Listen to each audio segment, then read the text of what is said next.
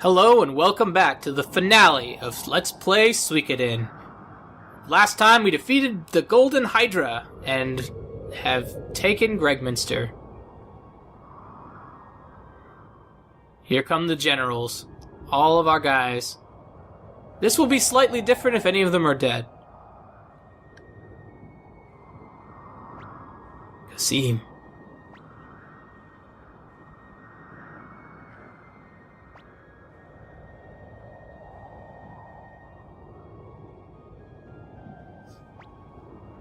You were deceived by that woman, by Wendy.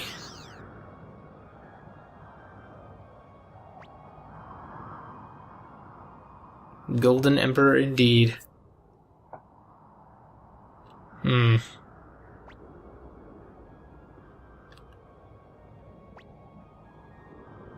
think the only reason we have Kasim talking here is because he is the only member of the four generals who is required to be alive. He will always be alive. You have no choice but to recruit him.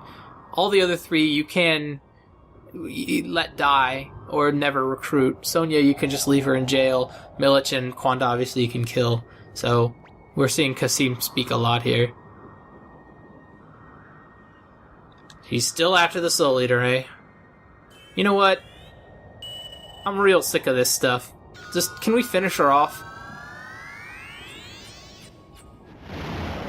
Ah, Odessa and Gremio, even though Gremio's alive. Tio and Ted.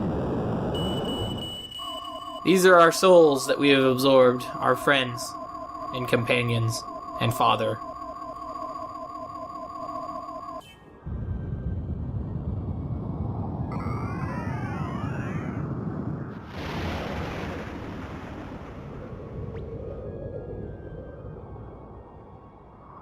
Yeah? What happened to you, Wendy? Like she's saying she wants revenge, but what kind of revenge? That's enough, Wendy, stop it. Uh-huh.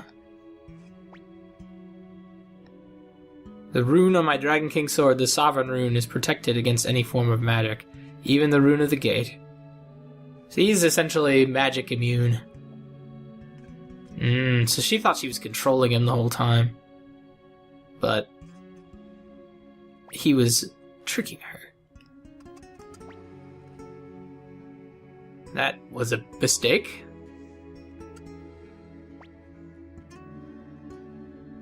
Yeah.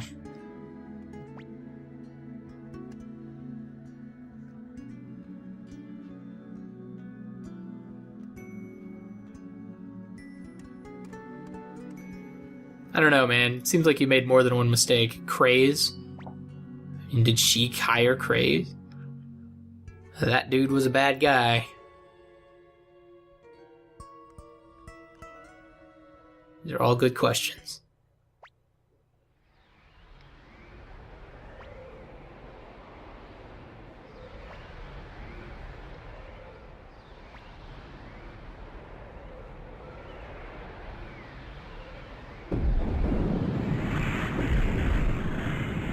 So ends the Scarlet Moon Empire, and I guess for some reason there's an earthquake. Yeah. He was a load-bearing emperor. Apparently the palace won't hold. I don't get this part. Why is it shaking apart? Well, whatever. I don't care. Let's talk to each of these guys. For Barbarossa. Please escape. This place won't hold much longer. We'll be falling out to you very soon. Yeah, I'm worried about you guys. Why aren't you guys running with me? Oh well.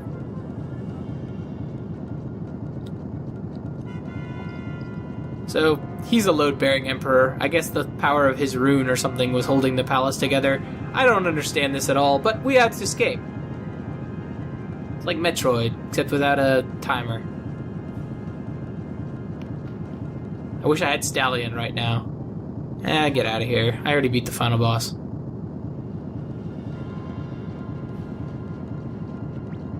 It's the Liberation Army. Don't let them escape alive.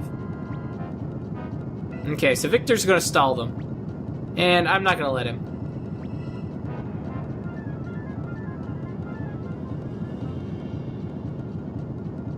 Okay, so we have no choice. Victor has to stay behind. Let's go. Let him do what he wants. Okay, so we gotta head out with Flick.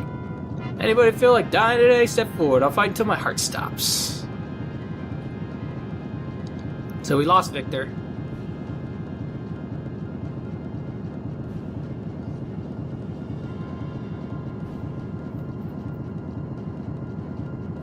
Oh, great. You're chosen by Odessa to rebuild this country. I can't let you get killed here, or else Odessa will be furious when I see her again up there. Go, Mama, and fulfill Odessa's dream. Hurry. Can't leave you here, dude. Victor and I will join you later. Alright.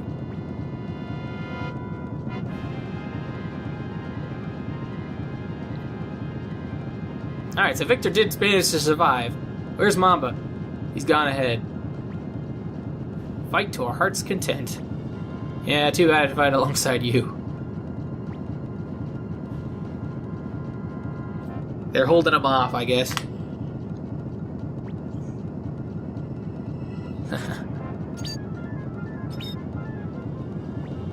The name of my sword, Odessa, I won't let you pass. Well, so hopefully they'll be okay. Yay, we managed to get out.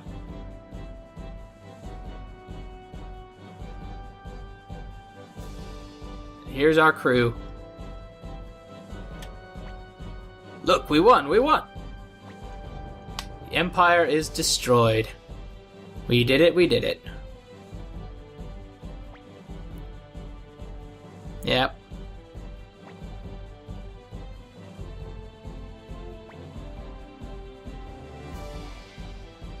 Tengar was pretty instrumental, actually.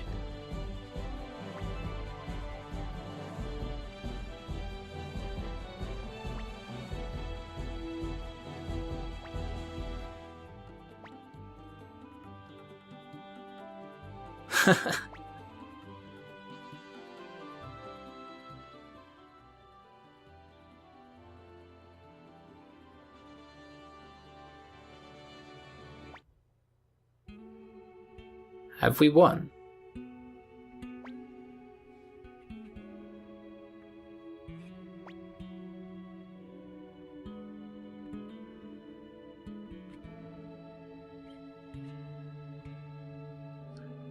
That is pretty weird, I have to say. No.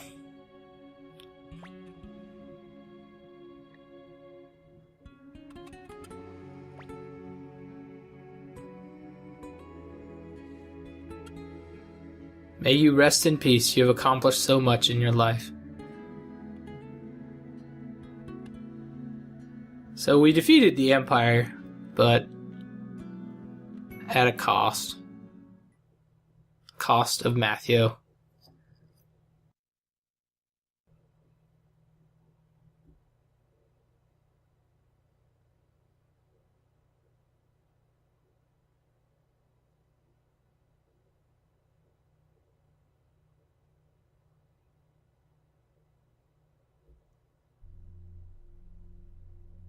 And here is the last credit roll.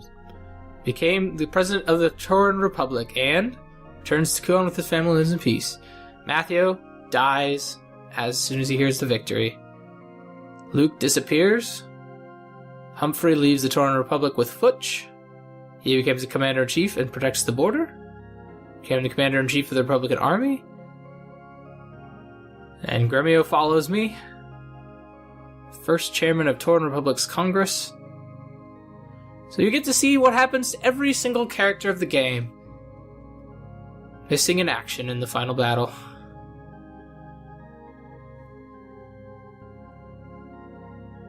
I just think this part's really cool. And so every single person, you know, who dies or you never recruit or something like that won't appear here. And it's dynamic depending on the status of the different Stars of Destiny.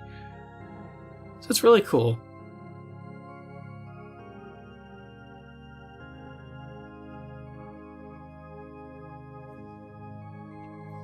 Spends his life protecting the graves of Barbarossa. So, like, had Pon died there, it just said died in battle, or, you know, died against Tio, or whatever it was.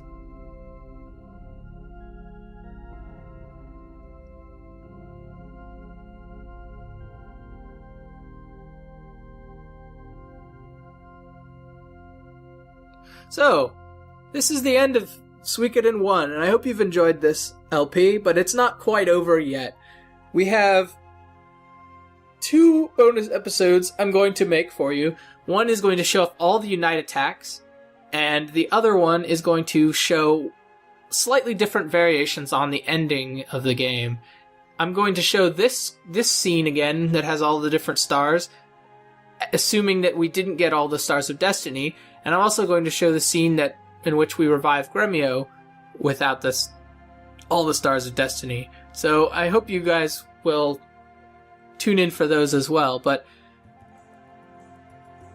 yeah, it's been quite an interesting recording for me. Usually I don't like to talk about this sort of thing, but since the game is over, I really enjoy this game a lot. I actually think that it's a little bit better than Suikoden 2. I know that's not a very popular opinion, but I really like the pacing of this game. I just think it moves quickly.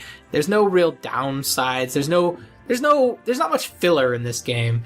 Like, I think most of the filler in this game is like maybe right at the beginning where we have to do the, like, I don't even know, like the part where, I mean, I don't think there's really any filler in this game. The worst offender is probably the Necklord part of the game. And I don't know. Like, I just think that it's just expertly paced. It's just not really true of most RPGs. Like, most RPGs have little filler things you always have to do and do all these different things. This game, it has the 108 Stars of Destiny side quest, but other than that, there's nothing really to distract you from just enjoying the story and enjoying the game. So I really like it. And I think that this sort of thing is really awesome about it. Like, you get to see what happens to all the different characters and see see all this different stuff. So I think it's really cool.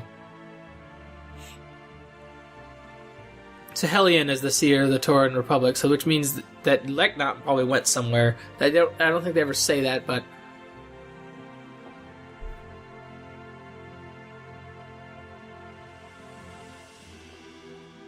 Vicky disappears without a trace. Meg leaves home.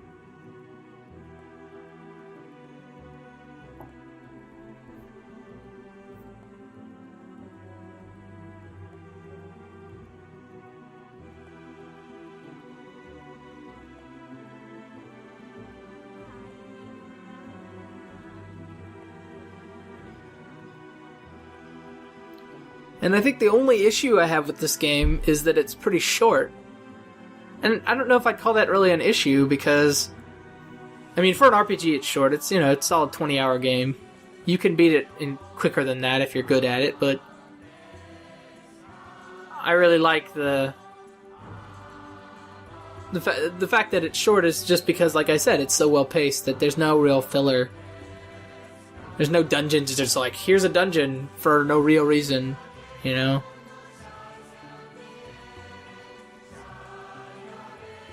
Probably the only one is the one in Klon Temple.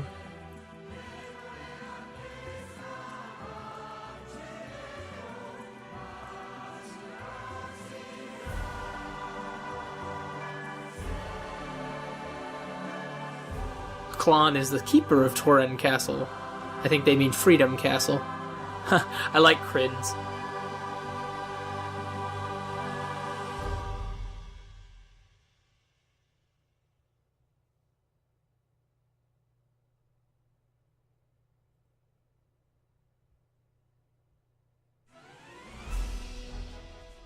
And here is the final staff credit roll.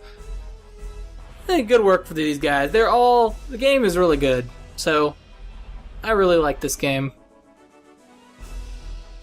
I hope you guys enjoyed watching the LP and listening to my rants and rambles about various things.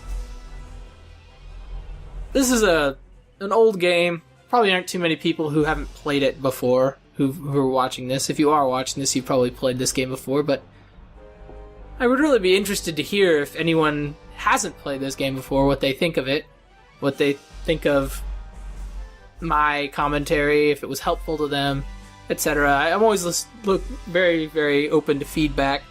I'm the kind of person that realizes that as long as the feedback is constructive, if there's flaws in anything I do, it's worth taking stock of it and trying to improve it. A lot of the reason I even did this LP was just to practice a lot of speaking into microphones and doing better with this stuff. So this was like my first full game. I've done some earlier videos and such, but this was the first one I was like, it's a story-based thing. I'm commentating on what's going on, so that it wasn't all my own decision. So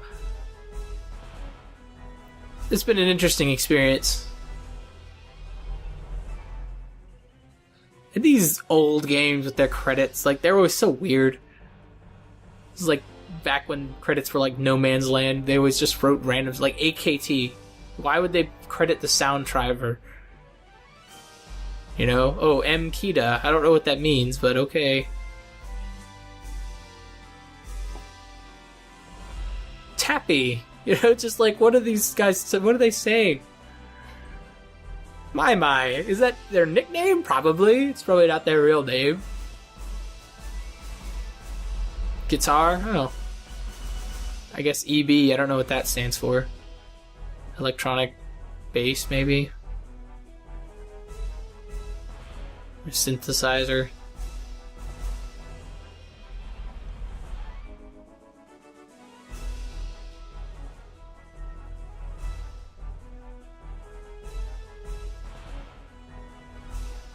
Horio Kenchilio. And that guy's name is in, like, lowercase. And, you know, it's just like, oh, Keisuke. I just think this stuff is really funny. Like, looking at these credits, it's like, okay, what's the deal with... Like, these guys have normal names. I mean, they're Japanese names, but they're normal names. Whereas some people have, like, shortened names, probably because they can't fit it on the screen or whatever. I don't know. That guy designed the package. If it's talking about the English package, it's not very good. The guy needs some... The English box art for this game is hilarious. I should say the American box art, because the English box art's fine. The PAL version is totally cool. But the American box art for this game is hilariously inaccurate. Like, it's just got these very generic-looking fantasy characters and all this stuff. It's like, none of those characters are actually in the game. It's just like, yeah. 1995, 1996. So the game actually came out in Japan in 1995, I believe, and came out in the United States in 1996.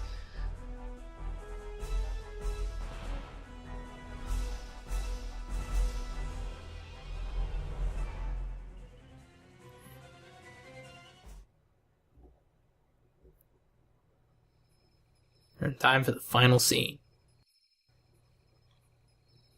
Yep.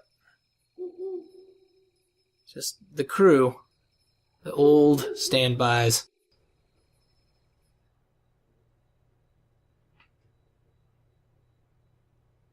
Where are we going? The end. So anyway, I have 2 bonus episodes for this coming out sometime soon, and I hope you guys will watch those, and then look out for my next LP. I haven't quite decided what it is, but I'm pretty close, so it won't be Suikoden 2, not right away, but I hope you guys really enjoyed this one, and I will see you guys later with some more bonus content.